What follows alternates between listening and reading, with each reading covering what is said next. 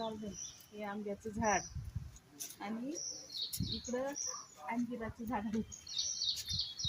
त्याला अंजीर पण आले. हे बघा, अंजीर पण आले छान, वर पण आले. नारळाचं झाड, ही मिरचीला फुलं पण आले. हे एवढाली अशी मिरचीचे झाड झाले. आणि इकडे हळद आहे, ती आता मी काढून घेते. ही सुकलेली हळद आहे आणि हिला पाणी होतं म्हणून ही अजून वाळली नाही आहे. आता ती सुकली, ती काढून घेते.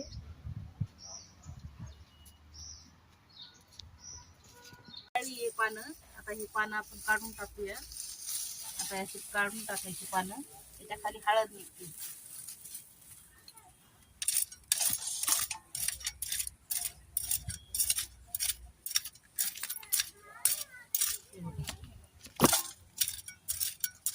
ते पानं वाळले होते ना, त्याची काढली. तिकडे हिरवी आहेत, ते नंतर काढणार आहे मी.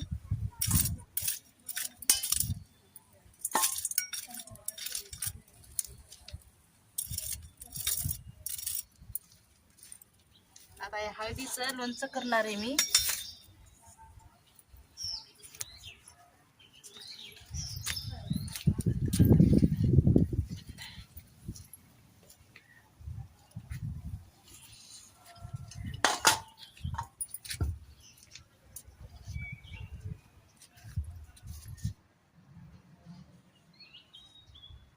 हे बघा, एवढी हळद निघालेली. मी 3-4च लावली होती कोंब, त्याची एवढी निघाली हळद.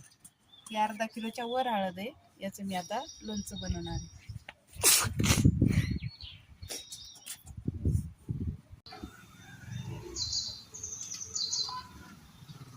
काका काकू दोघे बघायलेत बाई तिथून.